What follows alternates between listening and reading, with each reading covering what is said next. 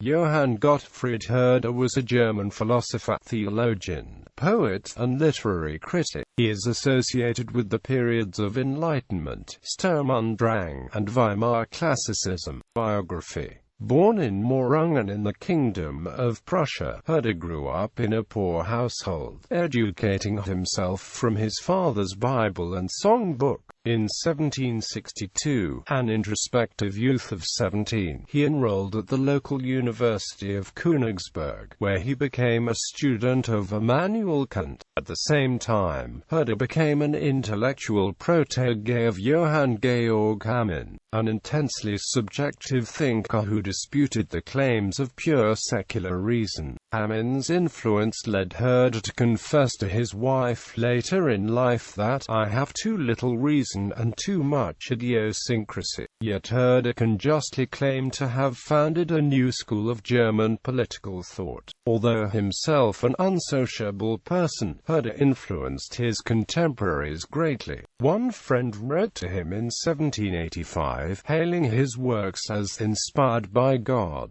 A varied field of theorists were later to find inspiration in Herder's tantalizingly incomplete ideas. In 1764, now a clergyman, Herder went to Riga to teach. It was during this period that he produced his first major works, which were literary criticism. In 1769, Herder traveled by ship to the French port of Nantes and continued on to Paris. This resulted in both an account of his travels as well as a shift of his own self-conception as an author. By 1770, Herder went to Strasbourg, where he met the young Goethe. This event proved to be a key juncture in the history of German literature. His Goethe was inspired by Herder's literary criticism to develop his own style. This can be seen as the beginning of the Sturm und Drang movement. In 1771, Herder took a position as head pastor and court preacher at Backeberg and a count throughout the nation, Wilhelm von Schaumburg-Lippe.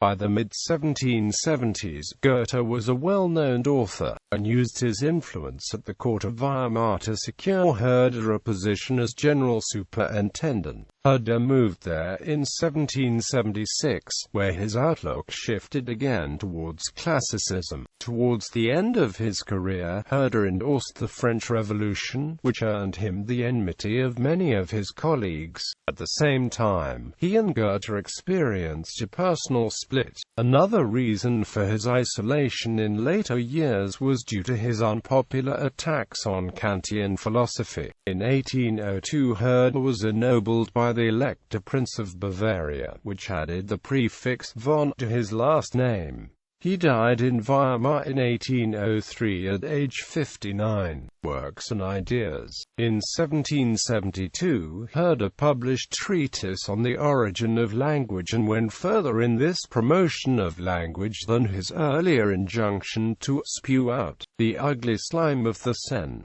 Speak German, OU German. Herder now had established the foundations of comparative philology within the new currents of political outlook. Throughout this period, he continued to elaborate his own unique theory of aesthetics in works such as the above. While Goethe produced works like The Sorrows of Young Werther, the Sturm und Drang movement was born. Herder wrote an important essay on Shakespeare and Auszug aus einem Briefwechsel über Ossian und die Lieder alter Völker, published in 1773 in a manifesto along with contributions by Goethe and Justice Moser. Herder wrote that a poet is the creator of the nation around him. He gives them a world to see and has the souls in his hand to lead them to that world. To him, such poetry had its greatest purity and power in nations before they became civilized, as shown in the Old Testament, the Edda, and Homer, and he tried to find such virtues in ancient German folk songs and Norse poetry and mythology. After becoming general superintendent in 1776,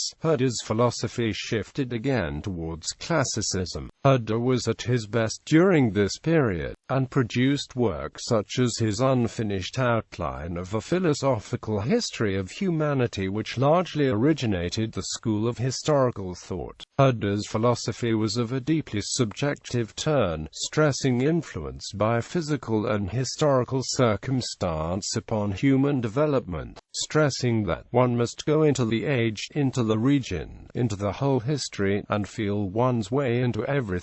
The historian should be the regenerated contemporary of the past, and history a science as instrument of the most genuine patriotic spirit. Herder gave Germans new pride in their origins, modifying that dominance of regard allotted to Greek art extolled among others by Johann Joachim Winckelmann and Gotthold Ephraim Lessing. He remarked that he would have wished to be born in the Middle Ages, and mused whether the times of the Swabian emperors did not deserve to be set forth in their true light in accordance with the German mode of thought. Herder equated the German with the Gothic and favored Dürer and everything Gothic. As with the sphere of art, equally he proclaimed a national message within the sphere of language. He topped the line of German authors emanating from Martin Opitz, who had written his Aristarchus, Sive de Contemptu Lingua Teutonici in Latin in 1617, urging Germans to glory in the hitherto despised language. Herder's extensive collections of folk poetry began a great craze in Germany for that neglected topic. Along with Wilhelm von Humboldt, Herder was one of the first to argue that language determines thought, a theme that 2 centuries later would be central to the Sapir-Whorf hypothesis. Herder's focus upon language and cultural traditions as the ties that create a nation extended to include folklore, dance, music and art, and inspired Jacob and Wilhelm Grimm in their collection of German folk tales. Herder attached exceptional importance to the concept of nationality and of patriotism. He that has lost his patriotic spirit has lost himself, and the whole world's about himself, whilst teaching that, in a certain sense, every human perfection is national. Herder carried folk theory to an extreme by maintaining that there is only one class in the state, the folk, and the king belongs to this class as well as the peasant. Explanation that the folk was not the rabble was a novel conception in this era, and with Herder can be seen the emergence of the people as the basis for the emergence of a classless but hierarchical national body. The nation, however, was individual and separate, distinguished to Herder by climate, education, foreign intercourse, tradition and heredity. Providence he praised for having wonderfully separated nationalities not only by woods and mountains, seas and deserts, rivers and climates, but more particularly by languages, inclinations and characters. Herder praised the tribal outlook, writing that the savage who loves himself, his wife and child with quiet joy and glows with limited activity of his tribe as for his own life is in my opinion a more real being than that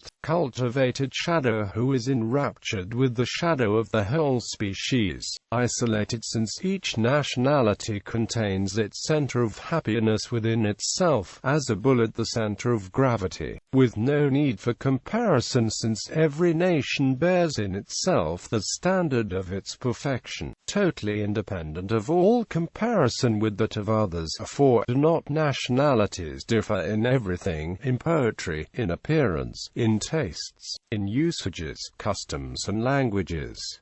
Must not religion which partakes of these also differ among the nationalities? Following a trip to Ukraine, Herder wrote a prediction in his diary that Slavic nations would one day be the real power in Europe, as the Western Europeans would reject Christianity and rot away, while the Eastern European nations would stick to the religion and their idealism, and would this way become the power in Europe. More specifically, he praised Ukraine's beautiful skies, blithe temperament, musical talent, bountiful soil, etc. someday will awaken a cultured nation whose influence will spread throughout the world. One of his related predictions was that the Hungarian nation would disappear and become assimilated by surrounding Slavic peoples. This prophecy caused considerable uproar in Hungary and is widely cited to this day. Germany and the Enlightenment. This question was further developed by Herder's lament that Martin Luther did not establish a national church, and his doubt whether Germany did not buy Christianity at too high a price, that of true nationality. Herder's patriotism bordered at times upon national pantheism, demanding of territorial unity as he is deserving of glory and gratitude who seeks to promote the unity of the territories of Germany through writings, manufacture, and institutions, and sounding an even deeper call. But now, again I cry, my German brethren. But now, the remains of all genuine folk thought is rolling into the abyss of oblivion with a last and accelerated impetus. For the last century we have been ashamed of everything that concerns the fatherland. Quote, in his Ideas upon Philosophy and the History of Mankind he even wrote, compare England with Germany. The English are Germans, and even in the latest times the Germans have led the way for the English in the greatest things. Herder, who hated absolutism and Prussian nationalism, but who was imbued with the spirit of the whole German folk, yet as historical theorist turned away from the light of the 18th century, seeking to reconcile his thought with this earlier age. Herder sought to harmonize his conception of sentiment with reasoning, whereby all knowledge is implicit in the soul. The most elementary stage is sensuous and intuitive perception, which by development can become self-conscious and rational. To Herder, this development is the harmonizing of primitive and derivative truth, of experience and intelligence, feeling and reasoning. Herder is the first in a long line of Germans preoccupied with this harmony. This search is itself the key to much in German theory, and Herder was too penetrating a thinker not to understand and fear the extremes to which his folk theory could tend, and so issued specific warnings. He argued that Jews in Germany should enjoy the full rights and obligations of Germans, and that the non-Jews of the world owed a debt to Jews for centuries of abuse, and that this debt could be discharged only by actively assisting those Jews who wished to regain political sovereignty in their ancient homeland of Israel. Herder refused to adhere to a rigid racial theory, writing that, notwithstanding the varieties of the human form, there is but one and the same species of man throughout the whole earth. He also announced that national glory is a deceiving seducer. When it reaches a certain height, it clasps the head with an iron band. The enclosed sees nothing in the mist but his own picture. He is susceptible to no foreign impressions. And the passage of time was to demonstrate that while many Germans were to find influence in Herder's convictions and influence, fewer were to note his qualifying stipulations. Herder had emphasized that his conception of the nation encouraged democracy and the free self-expression of a people's identity. He proclaimed support for the French Revolution, a position which did not endear him to royalty. He also differed with Kant's philosophy for not placing reasoning within the context of language. Herder did not think that reason itself could be criticized, as it did not exist except as the process of reasoning. This process was dependent on language.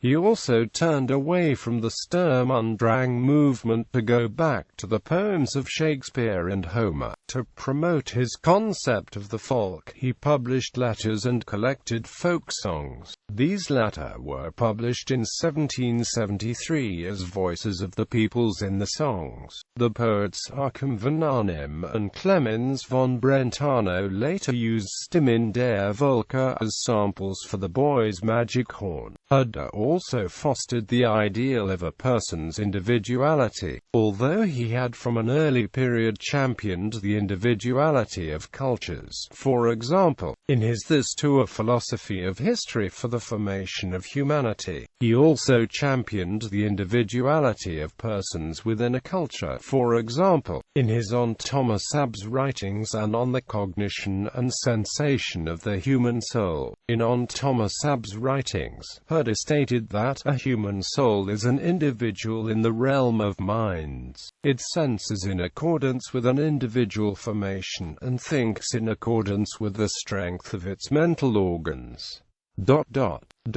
My long allegory has succeeded if it achieves the representation of the mind of a human being as an individual phenomenon, as a rarity which deserves to occupy our eyes. Bibliography. Song to Ceres, the grandson of Astyages.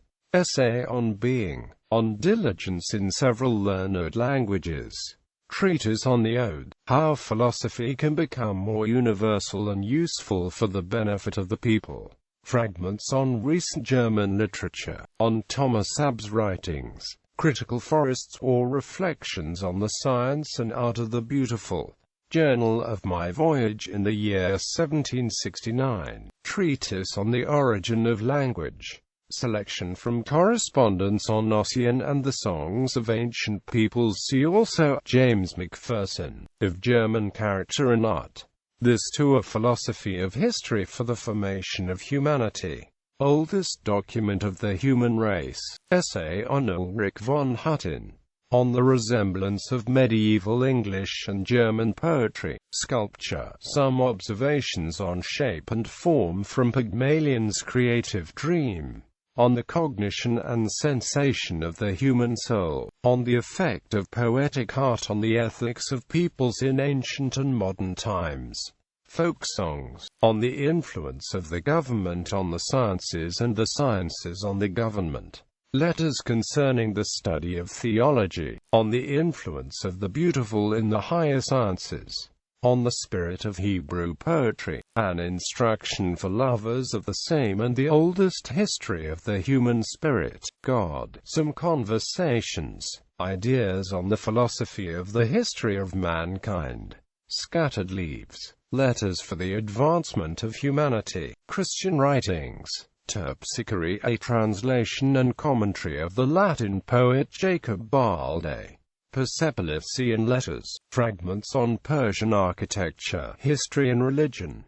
Luther's Catechism, with a catechetical instruction for the use of schools. Understanding and Experience, a metacritic of the Critique of Pure Reason. Part 1. Caligon, a drastia, events and characters of the 18th century. The Cid, works in English. Selected writings on aesthetics, edited and translated by Gregory Moore. Princeton U. P. 2006. pp. X plus 455. ISBN 9780691115955. Edition makes many of Herder's writings on aesthetics available in English for the first time. Another Philosophy of History and Selected Political Writings, eds. Johannes D. Evrigenis and Daniel Pellerin, a translation of Auscheiner Philosophy and Other Works. Philosophical Writings, ed. Michael N. Forster, the most important philosophical works of the early Herder available in English, including an unabridged version of the Treatise on the Origin of Language and This to a Philosophy of History for the Formation of Mankind. Sculpture. Some observations on shape and form from Pygmalion's Creative Dream, ed. Jason Geiger, Herder's Plastic. Selected Early Works, eds. Ernest A. Menzer and Karl Menschers. Partial translation of the important text über die Neue Deutsche Literatur. On World History, eds. Hans Adler and Ernest A. Menzer. Short excerpts on history from various texts. J. G. Herder on Social and Political Culture, ed. F.M. Barnard, ISBN 9780521-13381. 4 selected texts. 1. Journal of My Voyage in the Year 1769. 2. Essay on the Origin of Language. 3. Yet Another Philosophy of History. 4.